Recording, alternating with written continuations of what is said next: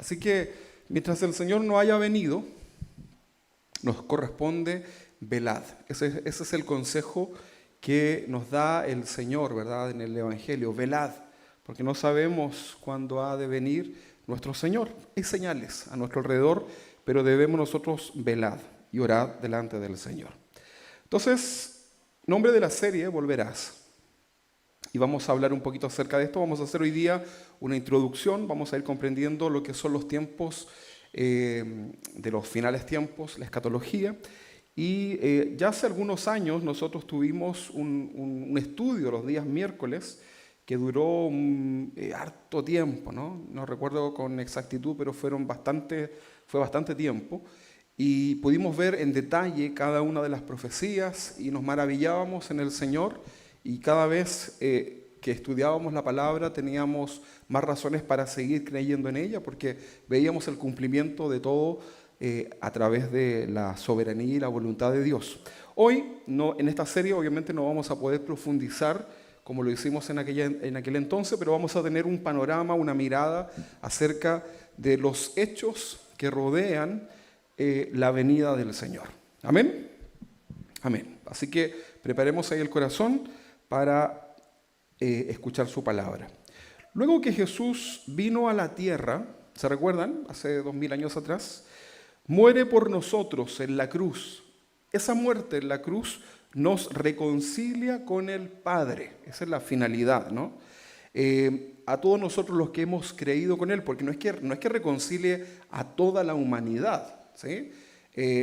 El acto, el sacrificio de Jesús es abierto para todo aquel que en Él cree. ¿Sí? Dios quiere que todos procedan al arrepentimiento, que todos crean, que se arrepientan y puedan gozar de esta vida eterna.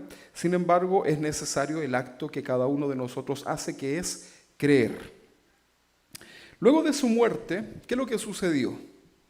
Luego que Jesús muere, había algo muy importante que debía suceder, ¿no? Resucitar, porque si Jesús no resucitaba, entonces nada tenía sentido, ¿verdad? Hay muchos profetas, hay muchos líderes religiosos que murieron, pero que no resucitaron. Y ahí están, ¿no? Están las tumbas con los cuerpos de aquellos. Sin embargo, la tumba de nuestro Señor es una tumba que está vacía y el Señor resucitó con poder. Sin resurrección, entonces, nada tendría sentido. Para la persona que ha rechazado el mensaje de salvación a través de Jesús, no hay esperanza. Es así, ¿eh? Toda persona que rechaza el mensaje de Jesús, lamentablemente, no hay esperanza, ¿no? De algo mejor.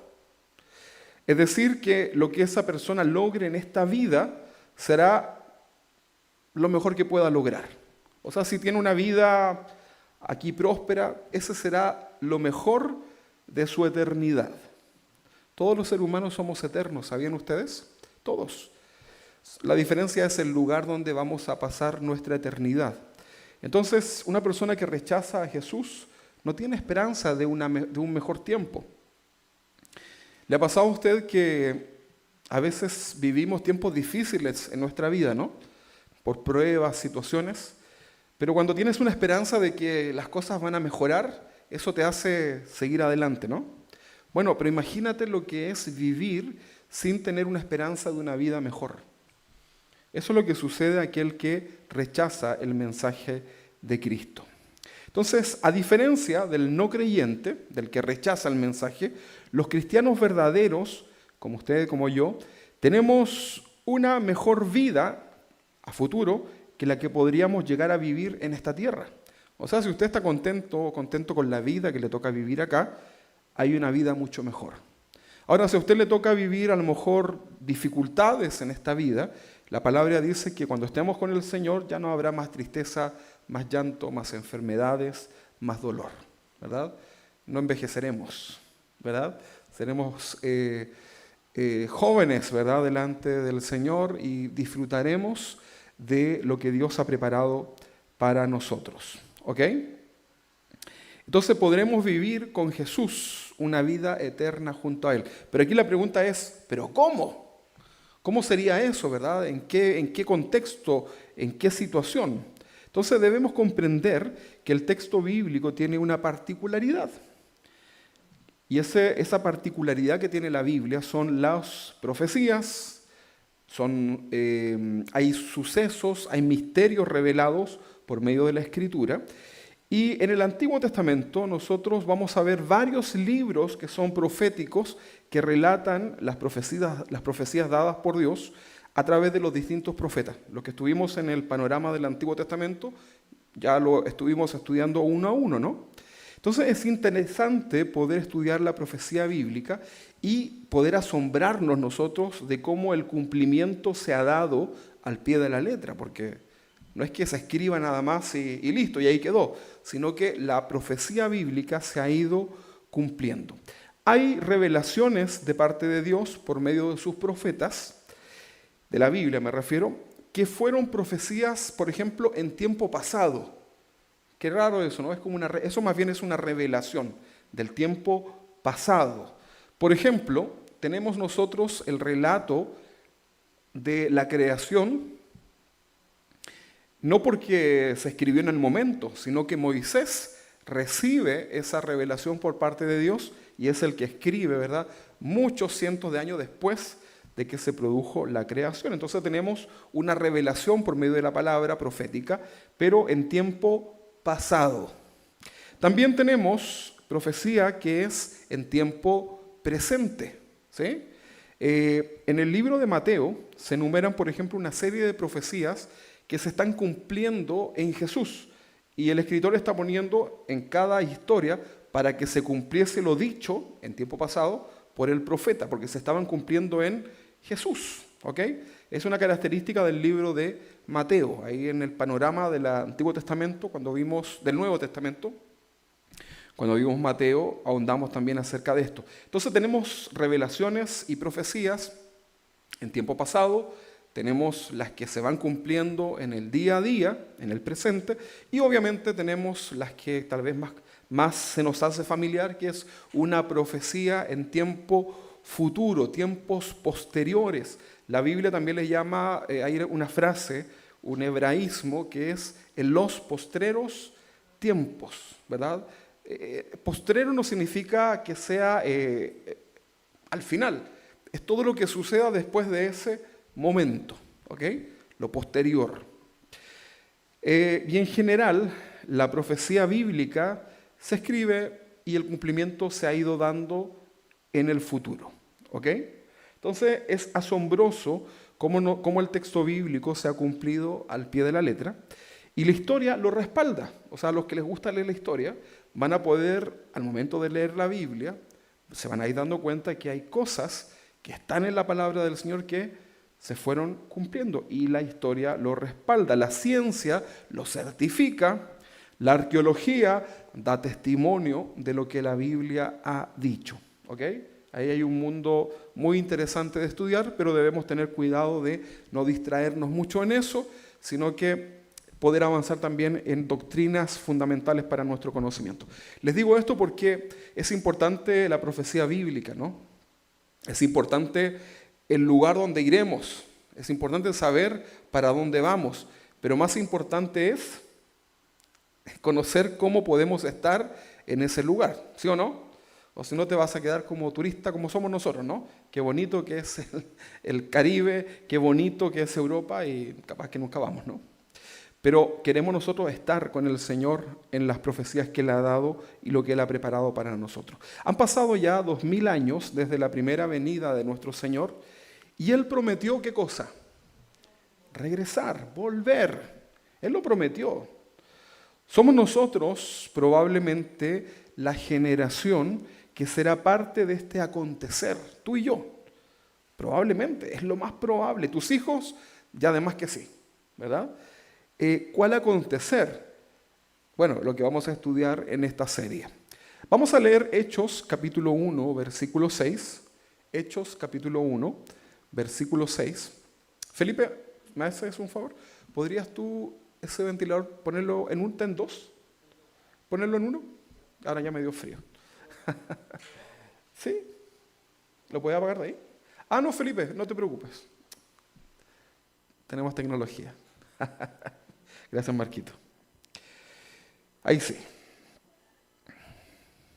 Eso es lo malo de estos climas primaverales, ¿no?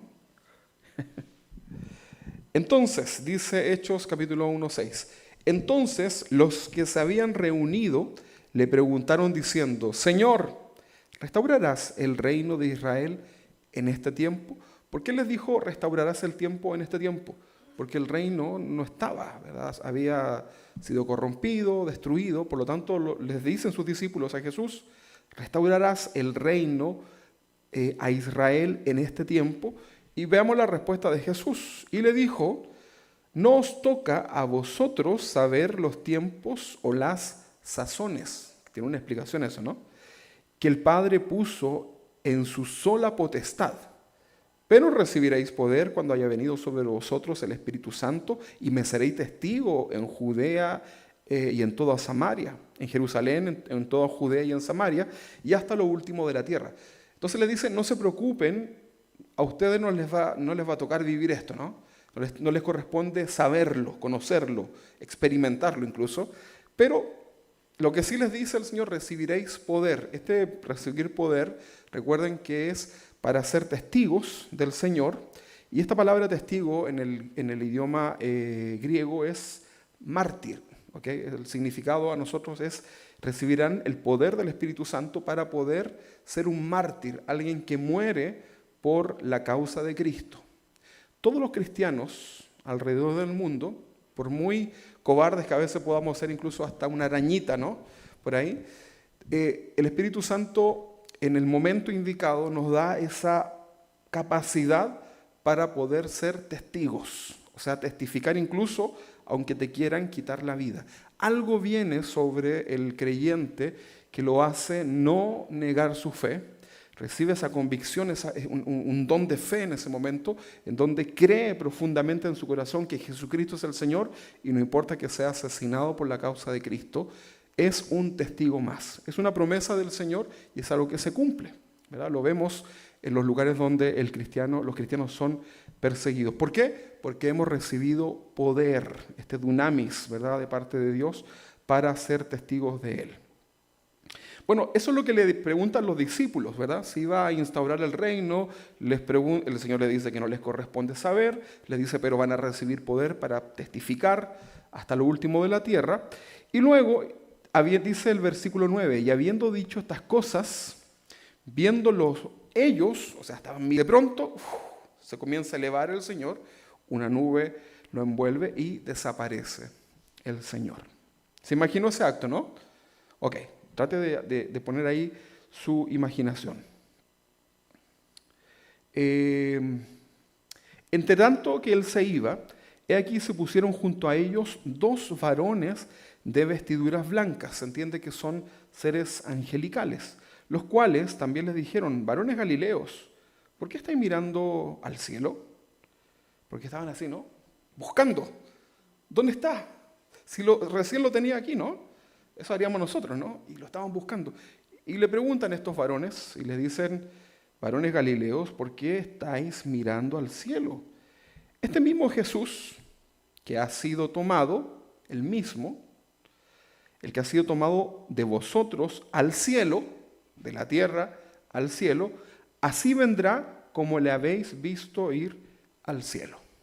O sea, es como poner hacia adelante y hacia atrás. ¿Se entiende, no? De la misma forma, así vendrá. Bueno, acá hay siempre discusiones si esto es el arrebatamiento, si es la segunda venida, temas que vamos a ir hablando, pero lo importante es que el Señor volverá. ¿Ok? Entonces acá vemos la revelación de un hecho que es sobrenatural, ¿verdad que sí? Flotar, volar en el aire, desaparecer, que la nube te envuelva, que aparezcan estos 2 seres, eso es algo sobrenatural. Entonces vemos este hecho sobrenatural que lo describe idéntico a la ascensión, ¿verdad? Un regreso. ¿Y cuándo será esto? Aquí viene el misterio, ¿no?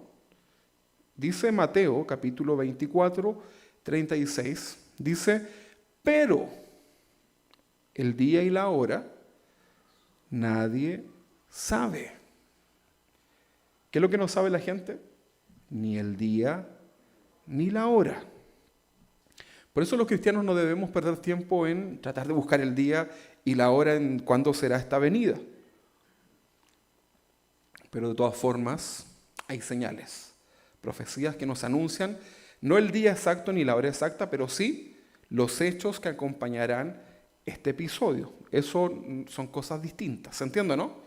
Una cosa es decir día y hora, y otra cosa es conocer los tiempos. De hecho, la Biblia lo menciona mucho.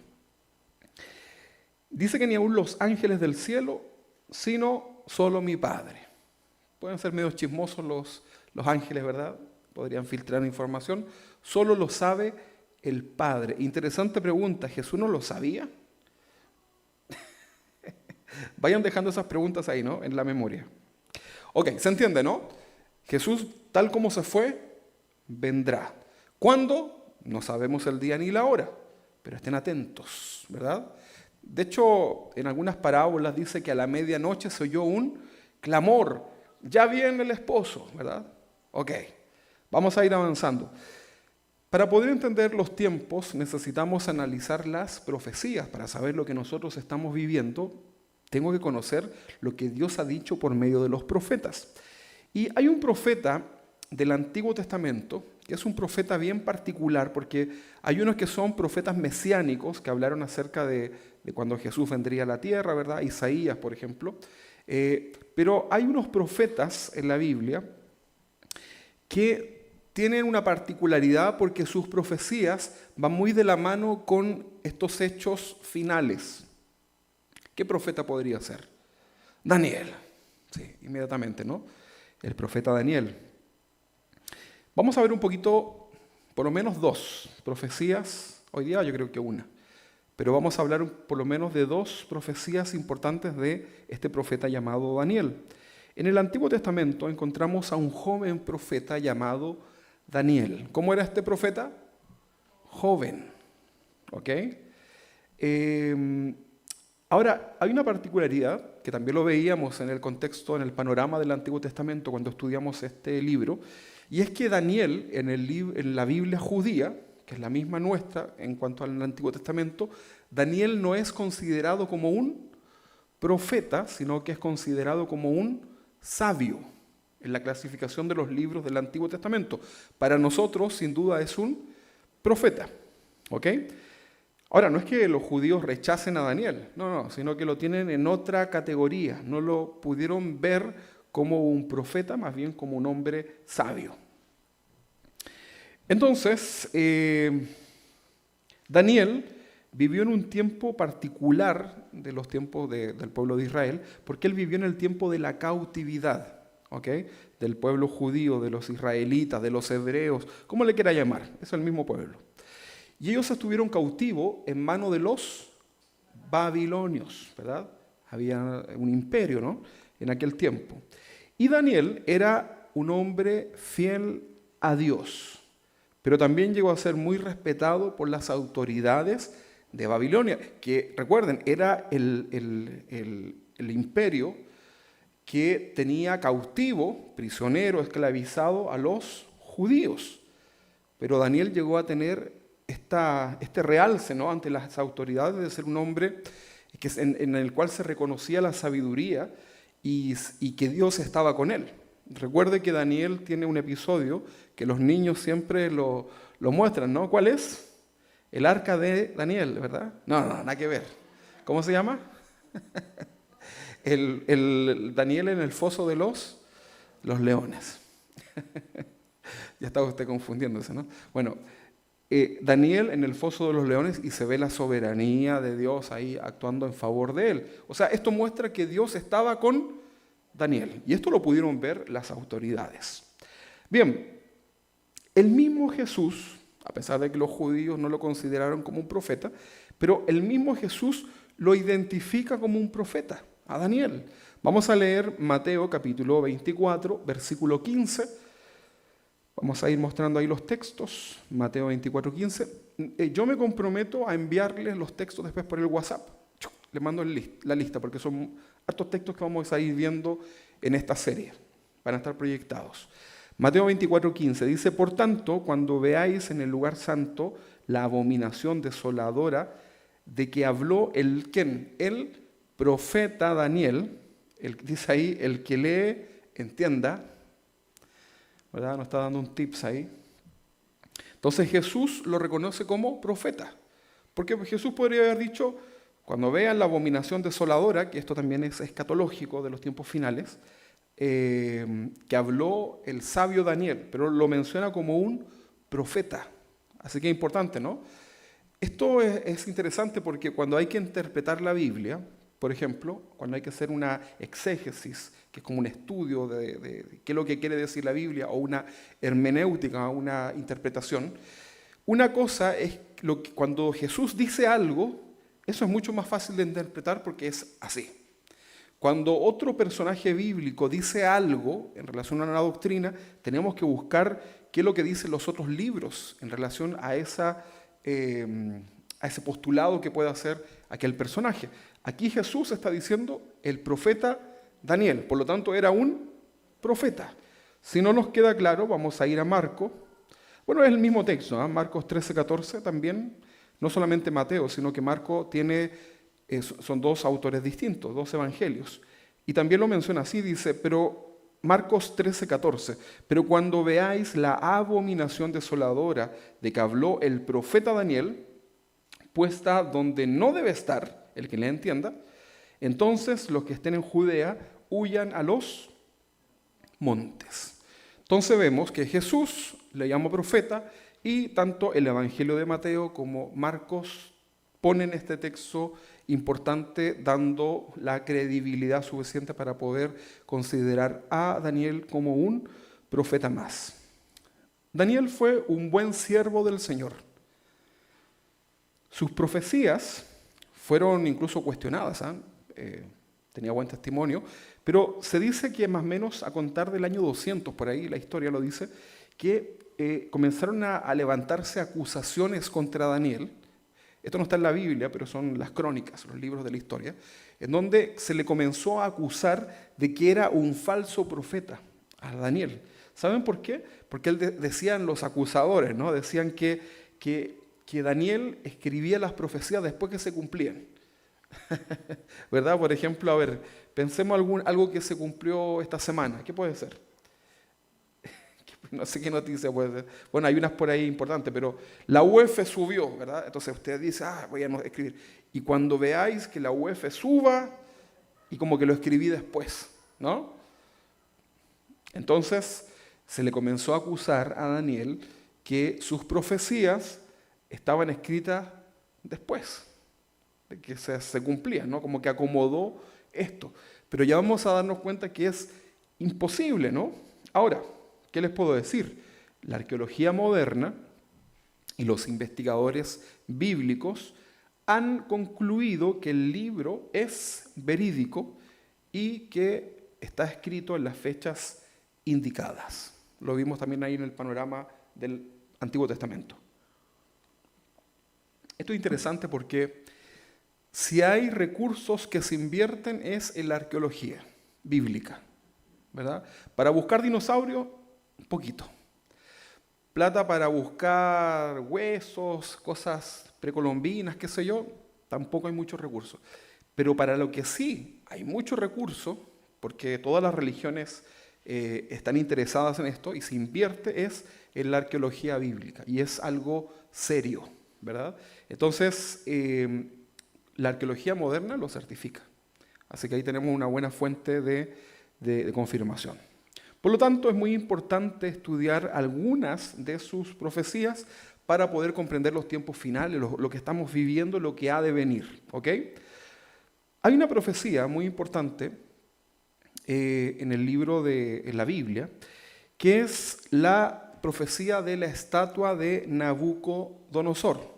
Los que ya la hemos estudiado, tengan un poquito de paciencia porque quiero que todos podamos comprender esta importante profecía. ¿Dónde está? En Daniel capítulo 2. O sea, ahí usted va a encontrar toda la profecía. Yo no la voy a leer porque si no me va a tomar mucho tiempo leerla. Mejor yo se las voy a explicar. ¿Ok? Recuerden que Daniel estaba cautivo, ¿sí? En Babilonia. Y ahí había un rey muy conocido que era un rey medio temperamental, ¿verdad? Tenía características, algunas buenas, pero otras bastante malas. Y este rey se llamaba Nabucodonosor. Nabucodonosor, ¿verdad? Y este rey tenía mucha gente que lo servía. Tenía incluso adivinos, agoreros, astrólogos, ¿verdad? Que estaban ahí para decir cosas, ¿no? Para ayudarlo, orientarlo. Entonces un día el rey Nabucodonosor tiene un sueño que es muy inquietante, que lo deja muy preocupado, pero despertó esa mañana y el problema era que despertó con esta sensación, pero no se acordaba cuál era el sueño. ¿Le ha pasado alguna vez eso, no? Yo no sé, a mí no me ha pasado. Pero así despertó, ¿no? Inquieto. ¿Verdad? Y ahí estaba, ¿no? Entonces, ¿qué es lo que hace Nabucodonosor? Temperamental. Que traigan los sabios, los magos, los astrólogos, los hechiceros de Babilonia. Todos vengan para acá. Para que me digan qué es lo que soñé y el significado. Imagínate. Qué terrible, ¿no? O sea, cuando él estaba diciendo esto, ya el que se ponía nervioso se puso más nervioso, ¿no? Comenzó a haber un ambiente muy tenso ahí, porque cuando este rey se proponía algo, lo tenía que conseguir. Ahora, lamentablemente, ninguno de todos los que él tenía, sabios, magos, astrólogos, hechiceros en Babilonia, ninguno pudo hacer esto, ¿no? ¿Qué era? Decirle al rey lo que había soñado y mucho menos lo que significaba. Entonces el rey, temperamental, Nabucodonosor, se enfurece, ¿verdad? Se descontrola al extremo que ordena ejecutar a todos los sabios del reino. Qué injusticia más grande, ¿no? Pero así era el rey, ¿no? Alguien por ahí, un buen amigo parece, se recuerda de Daniel, ¿verdad? En medio de todo este asesinato, ¿verdad? Dice, pero Daniel, pues Daniel, él interpreta sueños, a Dios le habla a él, ¿verdad? Y se acuerda este buen amigo y lo recomienda con el rey. Imagínese. Entonces el rey no recuerda su sueño, se da toda la situación nuevamente delante de Daniel. Recuerde que Daniel era joven. Y cuando Daniel se entera del cuál era el decreto que había sucedido con los anteriores, obviamente se preocupa, ¿no? Y le pide tiempo al rey. Le dice, ok, le dice al rey, quiero que me interpretes mi sueño, no sé lo que es, así que dime qué soñé y qué significa. Y Daniel, pensando en los que ya habían muerto, le dice, bueno, concédeme un día más, ¿no? Y pide tiempo al rey y ora a Dios, pidiéndole que se le revele ese misterio. ¿Qué sucedió? Que Dios le reveló lo que iba a suceder, lo que había soñado, se lo revela a Daniel. Y el rey lo alaba porque ya cuando le dice, inmediatamente como que comenzó ¡ay, sí! Y comenzó a sentir que eso era, ¿no? Probablemente más de alguno también intentó hacer eso, pero como no era, le cortaron la cabeza. No lo menciona, pero es probable, ¿no? Entonces, cuando Daniel recibe esta revelación de parte de Dios, glorifica a Dios, hay toda una historia ahí en el capítulo 2, y va delante del rey y le revela el sueño y su significado. ¿Ok? Ahora, ¿qué es lo que soñó el rey Nabucodonosor? ¿Cuál era este sueño que él no se recordaba? Era lo que conocemos como la imagen, ¿verdad? La visión, el sueño de una gran estatua, ¿ok? Una estatua brillante y tal vez media aterradora, imponente, ¿no? Que tenía características esta imagen, ¿no? Esta estatua. Dice la historia ahí en el capítulo 2 que la cabeza de esta estatua era de un material de oro. El pecho y los brazos eran de plata. Cabeza de oro, pecho y brazos de plata. El vientre y los muslos eran de bronce. Las piernas eran de hierro y los pies era hierro mezclado con barro. Así era la imagen, ¿no?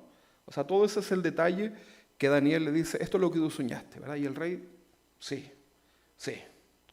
Y luego al final de la imagen, ¿verdad? Hay una escena en donde se ve que una piedra, una roca, ¿verdad?, gigante, que dice que no fue cortada por manos humanas, eso también tiene un significado en la profecía, dice que esta piedra golpea la estatua, ¿dónde? En los pies. Recuerden que los pies eran de hierro mezclado con barro. Entonces, hay algo que no es humano, que golpea esos pies y los destruye completamente. Y la piedra dice que se convierte en una gran montaña que llena toda la tierra. Eso es lo que muestra la profecía. Ahora, usted ya se lo imaginó, ¿no? Imagínense que usted no tiene interpretación de este sueño, ya conoce el sueño. ¿Qué diría usted, no?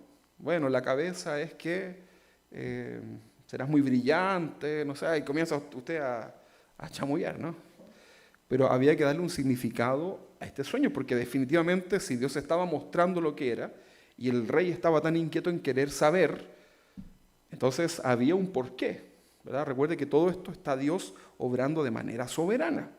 Entonces Daniel le dice y le explica la interpretación de lo que representa esa estatua, ¿verdad? Que son una sucesión de imperios humanos. Fíjense, esto es interesante, porque le dice Daniel en la interpretación, lo podemos ver incluso después más adelante en los próximos capítulos, incluso hay unos animales que aparecen, ¿no? Ya esto es ya la revelación que tiene Daniel de manera interna y comienza a complementar esta visión.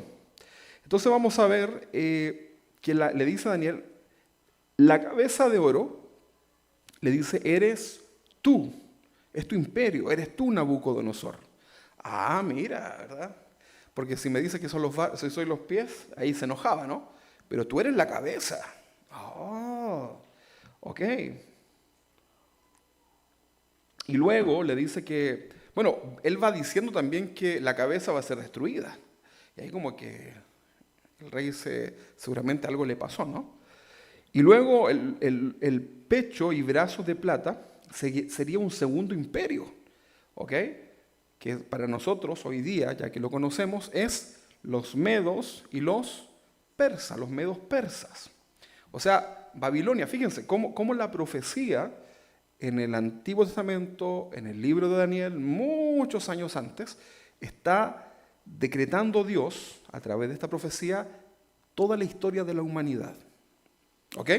Entonces, la cabeza de oro era el imperio babilónico, a través de Nabucodonosor. El pecho y los brazos de plata era un segundo reino. Obviamente estos reinos se iban levantando porque lograban vencer al anterior, ¿sí? Entonces eran los medos y los persas. Luego, en el tercer punto, habla acerca del vientre y los muslos de bronce, y este tercer imperio es Grecia. ¿Sí? Los que conocemos la historia sabemos que esto fue así, ¿no? Babilonia, medos persa, Grecia. Las piernas de hierro, un tercer imperio, perdón, las piernas de hierro era un cuarto imperio, decía que era un imperio fuerte, ¿no? ¿Cuántas piernas son? ¿Cuántas piernas tenemos? 2. O sea, se ve ya como una división. Lo mismo que los anteriores, los medios y los persas, ¿no? Y de hecho el imperio romano, que sería este imperio, las piernas de hierro, también estaba dividido, ¿no? El imperio romano de Oriente y de Occidente. Lo vemos en la historia. Y el quinto hierro, la quinta parte del cuerpo de esa estatua, era pies de hierro y de barro. Piensa usted en el hierro y en el barro y trata de hacer algo con eso. ¿Cómo se vería eso? Como que no pega, ¿no? No pega ni junta, ¿verdad? Porque justamente lo que la profecía dice es que era un reino dividido, ¿verdad? Y débil a la vez. Entonces, en los tiempos de Jesús, ¿qué imperio era el que estaba desarrollándose? Romano, ¿verdad? Alejandro Magno venía anteriormente, ¿verdad? Pero en los tiempos de Jesús estaba el imperio romano, ahí en sus mejores momentos, ¿no? Y luego nos dice que vendrá este quinto reino, porque hasta ahí llegaron los reinos, ¿no? hasta Roma. De ahí en adelante ya no existieron más imperios. Pero dice que hay un resurgimiento de esta quinta parte, que es de pies de hierro, igual que los romanos, pero mezclado con barro, debilidad. ¿Ok? Ahora, ¿qué es lo que tenemos hoy día? ¿Qué es lo que gobierna la tierra en estos tiempos? La Unión Europea. ¿Verdad que sí? Claro, entonces eso está mezclado, ¿no? O sea, tenemos una estructura. De hecho, debemos recordar que no recordar porque ustedes a lo mejor no lo saben, pero vamos a ver que el surgimiento del anticristo tiene características, genealogías, ¿verdad? Por eso hay que tener atención a lo que está pasando hoy día y lugares de donde va a surgir el anticristo, ¿verdad? Eso fue un pajarito que se nos metió arriba. No se asuste. No era la trompeta final. No se asuste. Pero así será la trompeta, ¿no? Y desapareceremos.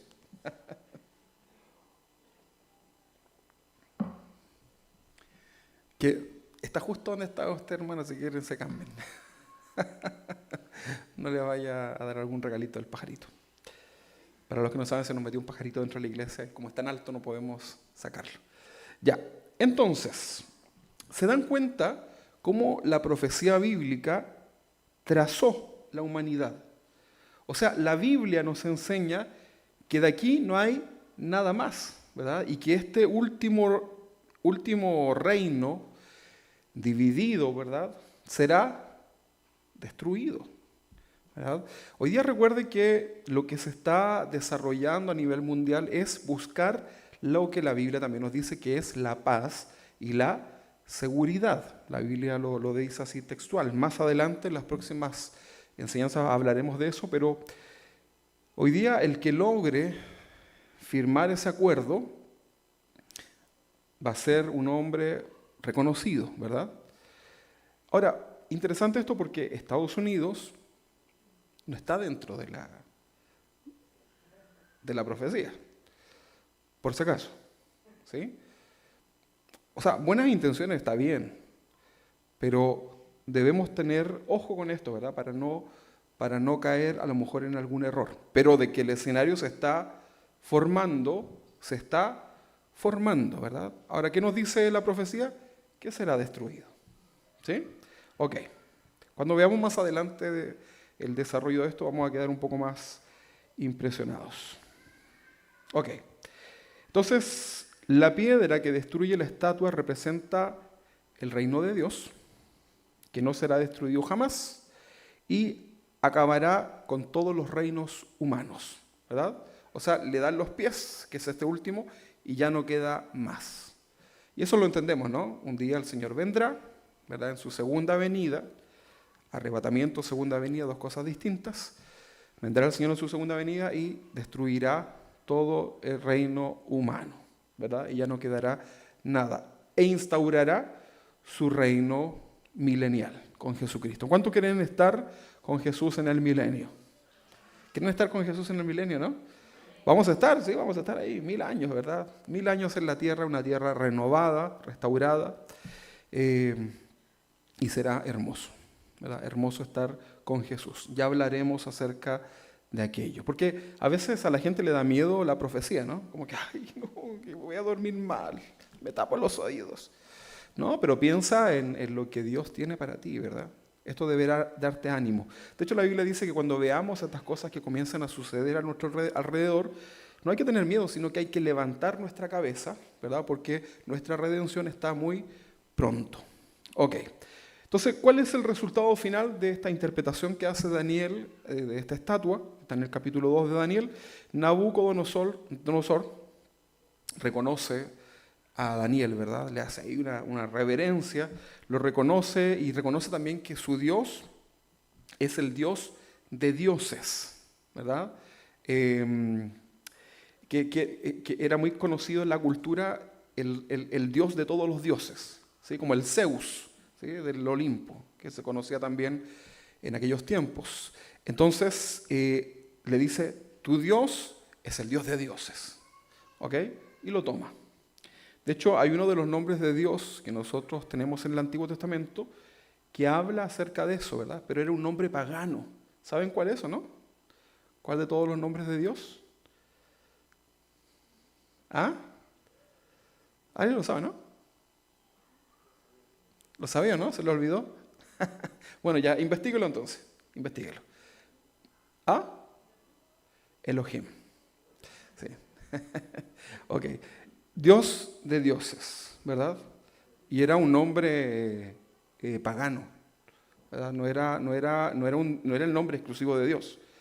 Pero como la idea se entendió, sí, ok, listo, pongámoslo, ¿verdad? Y ahí está. También ustedes recuerden que el idioma hebreo es un idioma pagano, no es el idioma de Dios. O sea, no es que el hebreo vino de Dios, no. De hecho, venía del cananeo. Los que estuvimos ahí conociendo las escrituras, estudiamos esto, ¿no? El paleo hebreo, el antiguo hebreo. Entonces, no es que sea un idioma exclusivo, así que cuidado con creerse tan judío y andar hablando tanto shalom, alej y no sé qué. O sea, al final termina siendo un idioma pagano finalmente, ¿ok? Pero se entiende, ¿no? Ok. Sigamos. Entonces, ¿qué pasó? Reconoce Nabucodonosor al rey de Daniel y promueve finalmente a Daniel a una alta posición en el gobierno, ¿verdad?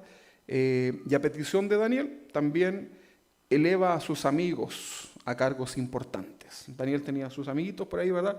Y también entran en este reconocimiento.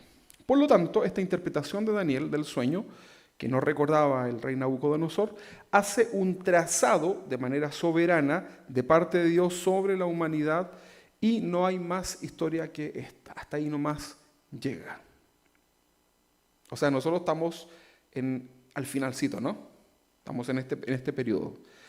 Entonces, si te das cuenta, ya estamos en el tiempo cumplido.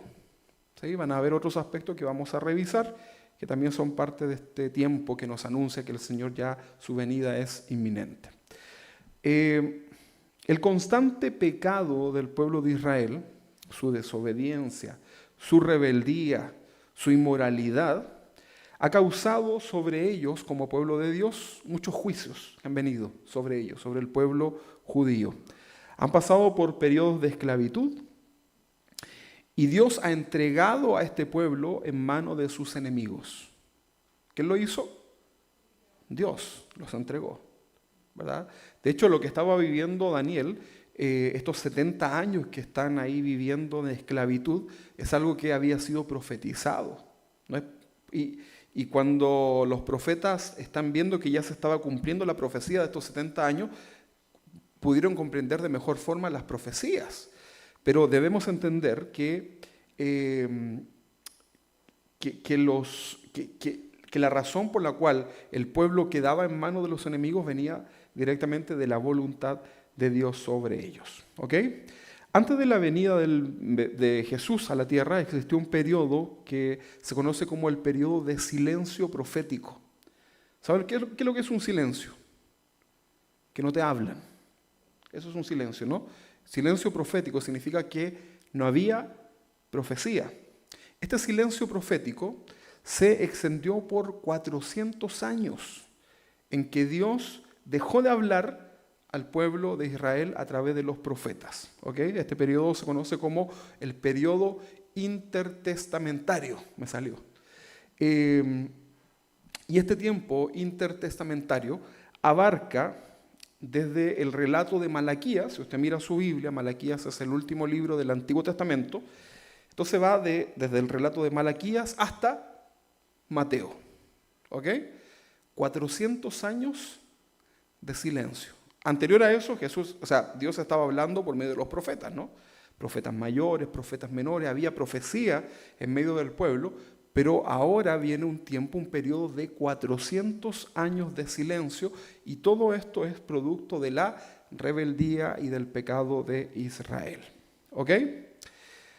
Entonces, si bien son el pueblo de Dios, el pueblo escogido, han sorteado un sinfín de juicios sobre ellos, producto de su constante pecado, y hoy día está el pecado principal. Porque el pueblo fue infiel a Dios, ¿no? Lo vemos ahí, adoraron imágenes, todo eso que vemos en en el Antiguo Testamento, pero hay algo que sobrepasó el límite. ¿Cuál fue? El pecado más aberrante del pueblo de Israel: haber rechazado a Jesús como el Hijo de Dios, su propio Mesías. Y en el Evangelio de Juan, capítulo 1, versículo 11 y 12, nos dice que a lo suyo vino, está hablando de Jesús, a lo suyo vino, y los suyos, con ese, su pueblo, no le recibieron. O sea, está diciendo, vino con un propósito, pero los de su pueblo no recibieron este propósito. Versículo 12, ahora estamos nosotros acá. Mas a todos los que le recibieron, a los que creen en su nombre. ¿Usted cree en el nombre de Jesús? ¿Sí? Bueno, a todos nosotros nos ha dado potestad de ser hechos hijos de Dios. O sea, tu fe te hace un hijo de Dios por medio de su sacrificio. Entonces, ¿cuál fue el mayor pecado de Israel? Rechazar al Hijo de Dios. Hasta el día de hoy lo rechazan. Ahora, nosotros no tenemos que enojar por ello, ¿no? No tenemos que... no, sino que tenemos que seguir orando por el pueblo de Israel. Tenemos que seguir orando, ¿no? Pero también oren por los enemigos, ¿verdad? Porque a veces la gente, yo veo las noticias, lo que está pasando, y es como que la gente se alegra de la matanza que existe en el Medio Oriente, de los pueblos de Irak, de los rivales de Israel, ¿verdad? No, hermano, hay que tener ojo, cuidado con eso, ¿verdad? Debemos orar, y cuando oramos por la paz en Israel, estamos orando por un conjunto, ¿verdad?, de cosas. Ahora, ¿vendrá la paz? Es una paz temporal nada más, ¿sí? Ok. Que de hecho la escatología nos dice que va a durar 3 años y medio. Ya lo estudiaremos más adelante. Ahora, vamos a hablar de un tema. Recuerde que hoy día solamente hacemos una introducción. Y se llama el tiempo de los gentiles. Tiempo de los gentiles. No de la gente amable, ¿no? En la Biblia se habla de un tiempo de los gentiles que significa personas que no son judías. O sea, nosotros, ¿verdad? No sé si alguno de ustedes será o tendrá ascendencia judía, ¿no? Pero acá se nos llama a nosotros los gentiles. Pablo, el apóstol, es el apóstol a los gentiles. Cada apóstol tenía un grupo específico a quienes evangelizaban, y en el caso de Pablo es el apóstol, el enviado a predicarnos a nosotros los gentiles. Entonces se habla en la Biblia del tiempo de los gentiles, es decir, personas que no son judías, que pueden ser ahora parte del reino de Dios. Es el periodo también de tiempo en el cual Jerusalén va a estar bajo el dominio de las naciones gentiles. ¿Ok? Cuando ellos pudieron haber gobernado. Pero el pecado los hace que Dios no le dé esa autoridad que podrían tener, ¿no? Ok. Entonces, este tiempo de los gentiles también se le llama al tiempo en donde estas naciones gentiles, no judías, no israelitas, dominan a Jerusalén, a Israel. Fíjense que en los temas bélicos se dice, el que logre someter a Israel tiene el mundo a sus pies. Eso dicen, ¿no? O sea, ese es como un lenguaje, ¿no? Y fíjense cómo todo el mundo, todas las naciones, quieren atacar y destruir ¿a quién? A Israel. Ahora, que no piensen ustedes que son santas palomas, pero fíjense el odio que hay hoy día hacia ellos, cuando hay enemigos que son mucho más destructivos y peligrosos para la humanidad, pero esto obviamente es algo espiritual que está ahí, ¿no? Ahora, si ustedes miran el mapa y ven los árabes, por ejemplo, los territorios árabes, versus Israel, que es pequeñito, usted dice, ¿pero por qué? Bueno, una de las razones por la cual Dios escoge a este pueblo era porque era el más insignificante, el más pequeño, el más despreciado, ¿verdad? El menos capacitado, y a ese Dios lo escoge de manera soberana. Pero hay ahí un tema, ¿no? Entonces, este periodo que estamos hablando, el tiempo de los gentiles, también se le llama al tiempo en donde Jerusalén está bajo el dominio de las naciones gentiles. Vamos a leer Lucas, capítulo 21-24. Lucas 21-24. Dice, y caerán a filo de espada, y serán llevados cautivos a todas las naciones, y Jerusalén será hollada por los gentiles, hasta que los tiempos de los gentiles se cumpla. ¿Ok?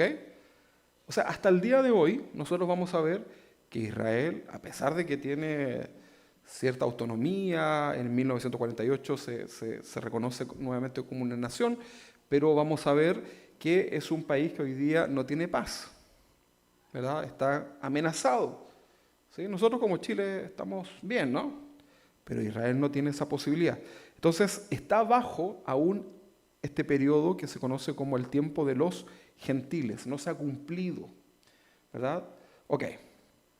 Entonces se denomina el tiempo de los gentiles a todo este periodo en donde Israel está oprimido por sus adversarios. Este periodo se inicia en el año 608 antes de Cristo, cuando los judíos estuvieron en cautiverio, con lo que leíamos delante, en Babilonia, bajo este reinado de Nabucodonosor. ¿Cuántos años estuvieron ahí? 70 años cautivos. ¿En qué año fue esto? 608 antes de Cristo. Entonces, este periodo, que se inició en el 608 antes de Cristo, o sea, llevamos 2608 más 25, sácame la cuenta, porque no estoy calculando bien. Toda esa cantidad de años, este periodo finalizará, ¿cuándo? Con la segunda venida de Cristo, que va a ocurrir en esta batalla de Armagedón, que vamos a estudiar también más adelante, que se va a dar en el escenario de Jerusalén, ¿verdad? Esto es al final de lo que es la gran tribulación, 7 años. Entonces, tal como lo profetiza la visión de la estatua de Nabucodonosor, hoy día el mundo está a punto de vivir la última etapa de la profecía bíblica y en cualquier momento se inicia. ¿Cómo se inicia el periodo de la tribulación? Esta última semana que vamos a estudiar también más adelante, con una firma, ¿sí? De paz y seguridad. Se han dado muchas firmas, ¿no? Pero en esta firma, en todas las firmas anteriores, han estado los árabes con los no sé qué, pero no Israel. Tienen que estar todas las potencias mundiales. Vamos a estudiarlo más adelante. Y no se ha dado esta posibilidad de firma. Entonces, este periodo se inicia cuando estudiamos ahora estas 70 semanas. Vamos a darnos cuenta que hay un hecho que gatilla el avance de esa semana. Ok.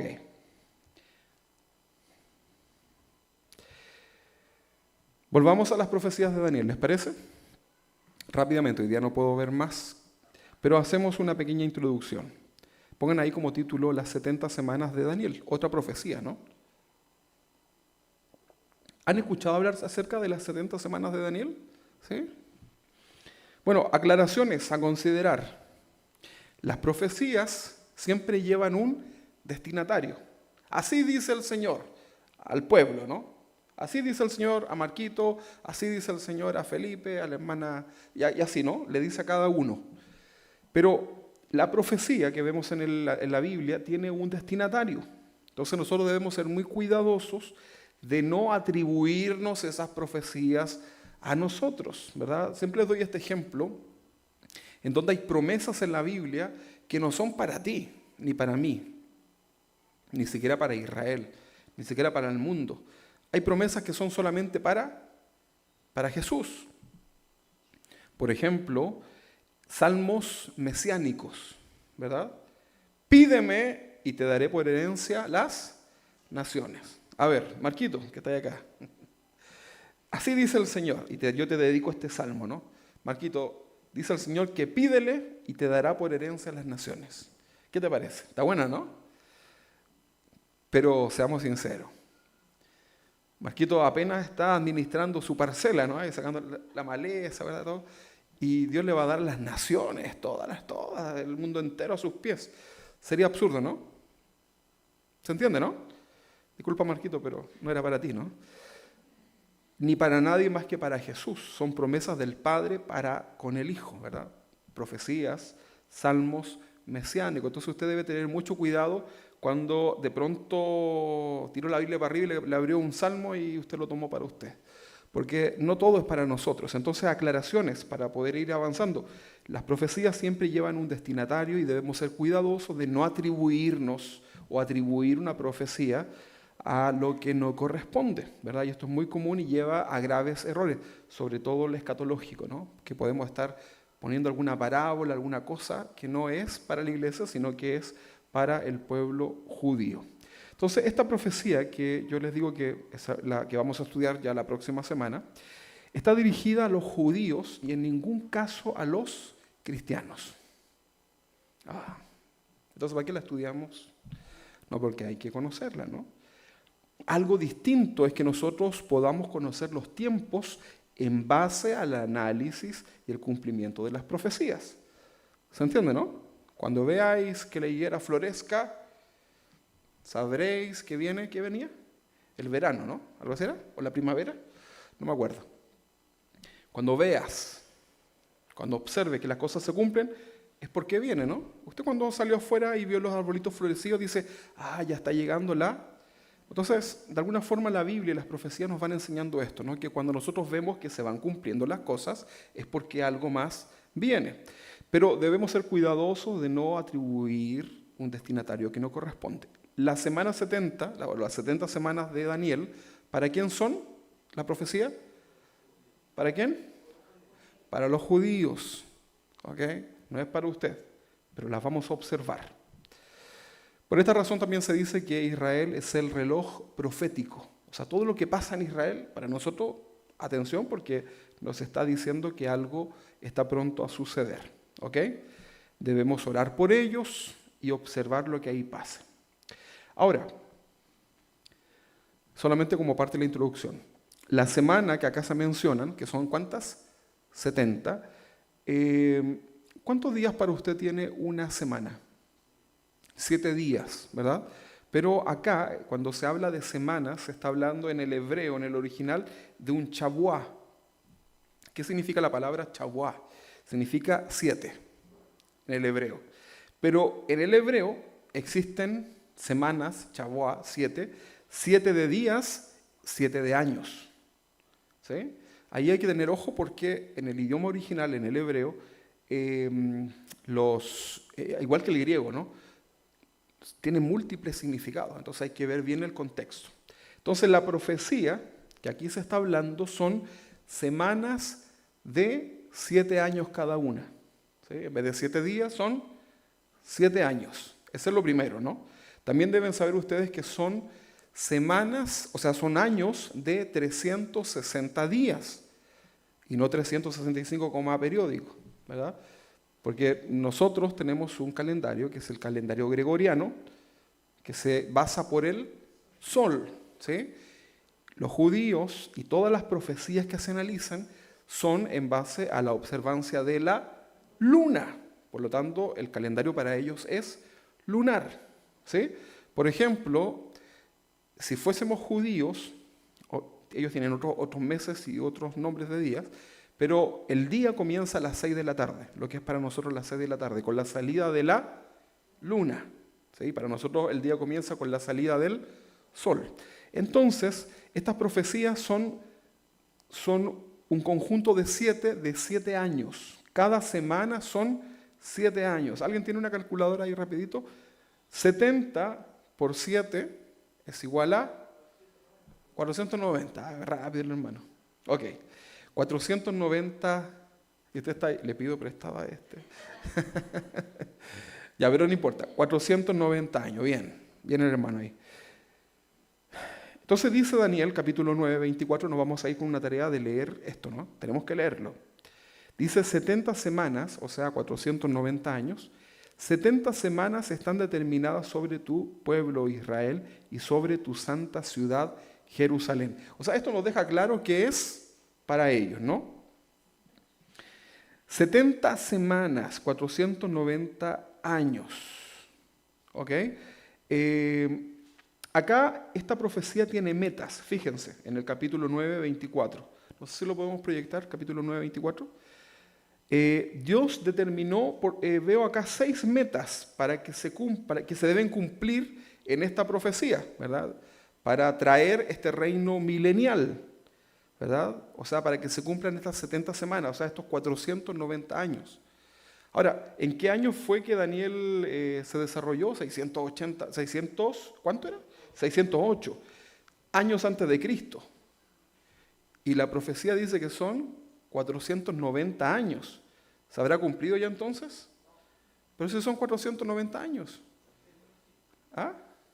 Lo que pasa es que cada uno de estos años o grupos de años o de semanas tienen un inicio. ¿Okay? O sea, hay un hecho que dice, cuando vean que suceda esto, comiencen a contar esta semana.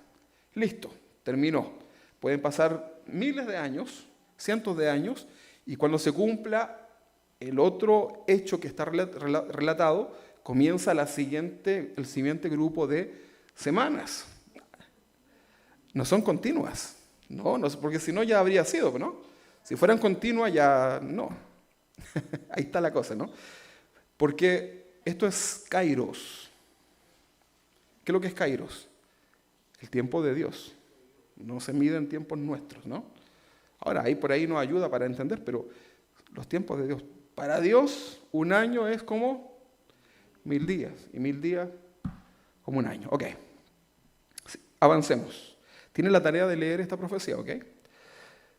Dice que acá se determinan por lo menos 6 metas que se deben cumplir. O sea, esta profecía tiene como finalidad un trato con Israel, ya lo leíamos, con Jerusalén, con la gente israelita, y dice que tienen que cumplirse propósitos o metas para que el reino venga, el reino milenial. Daniel 9:24 dice, 70 semanas están determinadas sobre tu pueblo y sobre tu santa ciudad. Aquí no están los cristianos, ni la iglesia, ni nosotros, no, Israel. Vamos a poner ahí, terminar la prevaricación, ese es el primer propósito. O sea, estas 70 semanas, estos que se está profetizando, ¿son para qué? Para terminar la prevaricación. Eso es lo primero. Lo segundo es poner fin al pecado. Dígame usted, ¿se puso ya fin? ¿Terminó el pecado? La prevaricación no se lo pregunto porque a lo mejor no sabe lo que significa, pero va muy similar. Pero el pecado, ¿terminó el pecado? No han terminado las profecías de estas 70 semanas. 3, expiar la iniquidad. ¿Eso ya pasó? No, ¿verdad? 4, traer la justicia perdurable. Tampoco. 6, sellar la visión y la profecía. Y el 6, ungir al santo de los santos. O sea, esta profecía apunta a estos 6 puntos. Mientras estos 6 puntos no se cumplan, la profecía no está terminada. ¿Ok? Así que bueno, tenemos harto que aprender, ¿no?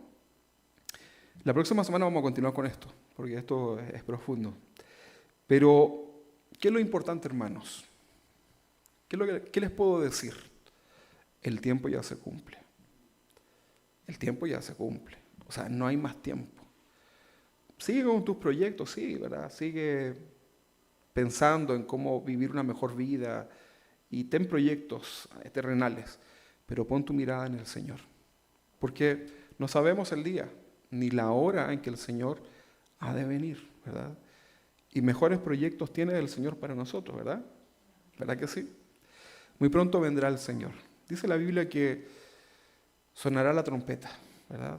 Y los muertos en Cristo resucitarán primero. Todos aquellos que murieron en Cristo resucitarán primero con un cuerpo glorificado. Y el apóstol Pablo, luego, nosotros los que hayamos quedado, él pensaba que iba a ser en ese tiempo, seremos arrebatados, tomados con el Señor. Y estaremos junto con Él en las nubes, para siempre. Eso es lo que en cualquier momento puede suceder. ¿verdad? Hay mucha discusión acerca de que si la venida del Señor será antes de la tribulación, en medio. Mira, no vamos a entrar en esa discusión. Nadie puede asegurar nada acerca de esos puntos. Pero lo que sí, el Señor vendrá muy pronto. Y dice que viene a buscar una iglesia sin manchas ni arrugas. Entonces debemos prepararnos, hermanos. Ayer hablábamos con los hombres de la iglesia acerca de esto, ¿no? Imagínate, nos presentamos, ¿verdad?, delante del Señor.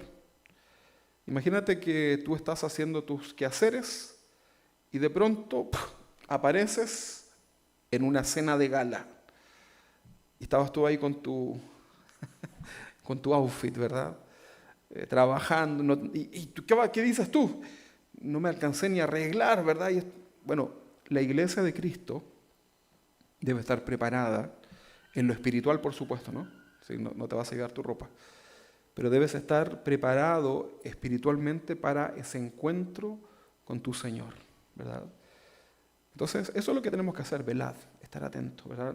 Velad significa no dormirse, ¿sí? ¿Ha tenido que velar alguna vez? ¿Sí? Es como luchar, ¿no? Estamos ahí, ¿no? Pestañeando, ¿verdad? No dormirse, porque en cualquier momento viene el Señor.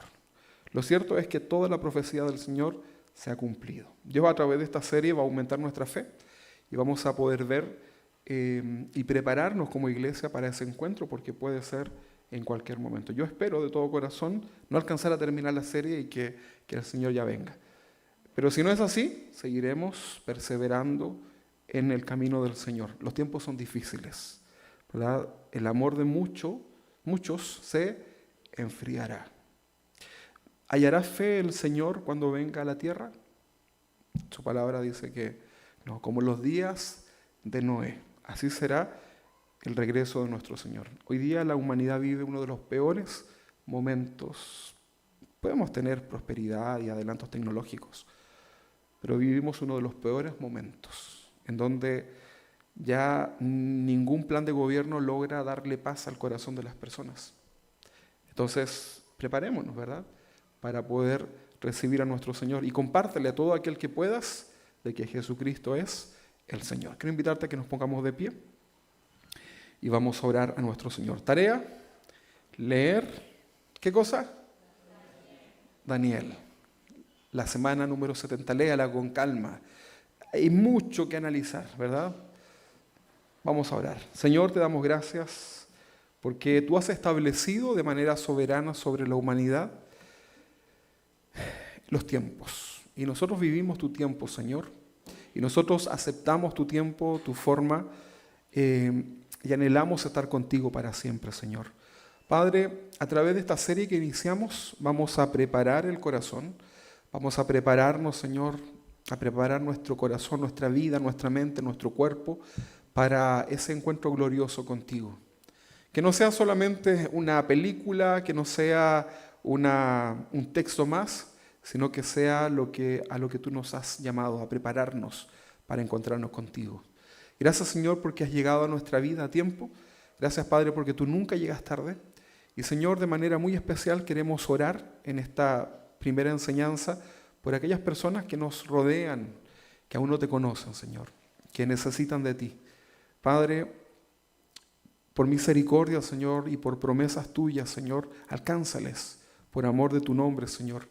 En el nombre de Jesús, permítenos a nosotros ser ese canal también de bendición para llevar salvación al corazón de aquellos que aún no te conocen, Señor.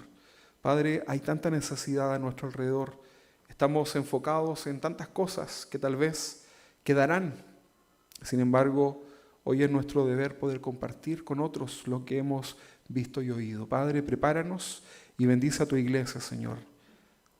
Y anhelamos tu venida, Señor. El Espíritu y la iglesia dicen, ven, Señor Jesús. En el nombre de Jesús te amamos y gracias, Señor, por poder hablar y meditar en tu palabra. Gracias, Padre. Amén y amén.